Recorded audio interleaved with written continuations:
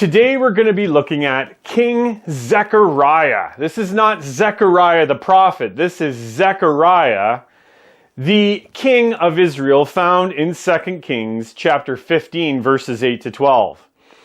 In 15 verse 8, Zechariah takes over from his father, who is Jeroboam II, but he has a very, very short reign. It is only 6 months, putting him down at one of the shortest reigning kings. In 15 verse 9, Zechariah follows in the footsteps not only of Jeroboam II, his father, but Jeroboam I. And he does evil in the eyes of the Lord.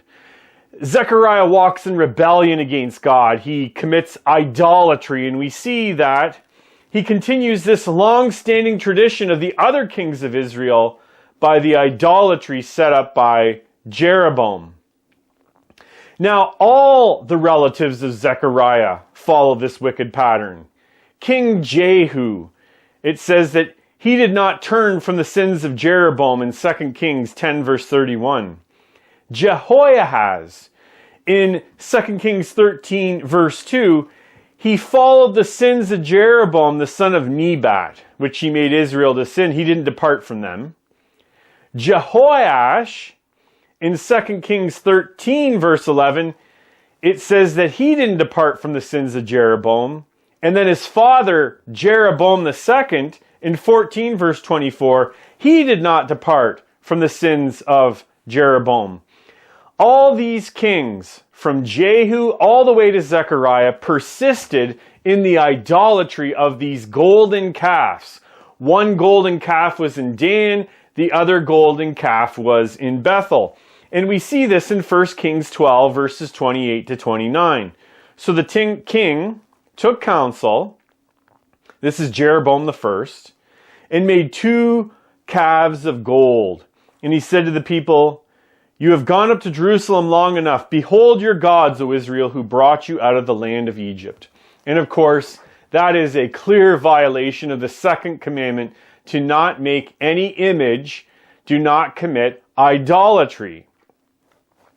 Well, Shallum strikes down Zechariah and he reigns in his place in verses 15 to 10 of 2 Kings.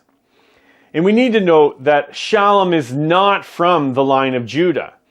Jehu. We have Jehu, Jehoahaz, Joash, Jeroboam, and then we have Zechariah. They're all from the same family line. And now we start to see a line of kings that are executed, and then their executors take over the kingship. And we really saw this in the early part of the history of Israel, where kings execute others. Baasha, for instance, executes a king and then he takes over. But 2 Kings chapter 15 verse 12 is actually very important for the family of Jehu, the king of Israel. It says there, "This was the promise of the Lord that he gave to Jehu. Your sons shall sit on the throne to the 4th generation." And so it came to pass. And so there we have that fulfillment. Jehu, Jehoahaz, Jehoash, Jeroboam, and then Zechariah. And there we see the Lord's faithfulness to the family of Jehu. The Lord gave Jehu a promise, and the Lord fulfilled that promise. The Lord promises that 4 generations will reign on the throne of the kings of Israel. And this is really because of the faithfulness of Jehu. And we read about that in 2 Kings 10, verses 28 to 31. "Thus Jehu wiped out Baal from Israel. But Jehu did not turn aside from the sins of Jeroboam, son of Nebat, which he made Israel to sin, that is, the golden calves that were in Bethel and Dan. And the Lord said to Jehu, because you have done well in carrying out what is right in my eyes, and have done to the house of Ahab according to all that was in my heart," he executed the descendants of Ahab, "your sons to the 4th generation shall sit on the throne of Israel." But Jehu was not careful to walk in the law of the Lord, the God of Israel, with all his heart. He did not turn from the sins of Jeroboam, which he made Israel to sin. And there we kind of see the half-faithfulness of Jehu, but that promise remains. But the family line of Jehu reigning over Israel ends during the reign of Zechariah, where Shallum executes him and takes over. Well, what does the life of Zechariah have to do with our lives? How does it apply? There's not a lot here. We only have a very short reign. But first we see God's faithfulness.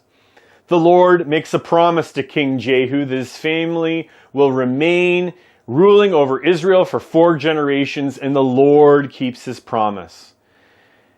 15 verse 12 of 2 Kings affirms that the Lord is a God who is a faithful God who fulfills his promises. And how much more do we know of God's faithfulness, because God promised his Son. God promised to give a Messiah, and Jesus Christ was sent from God the Father. God loved the world, he sent his only Son. But I also think about Micah 5:2, where this Messiah is promised, and Jesus fulfills Micah 5:2.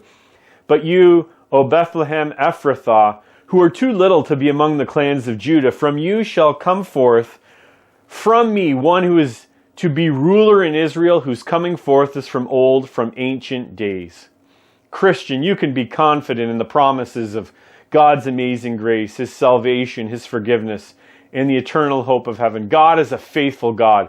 What he says, he does. And we can find rest and joy in God's work and grace.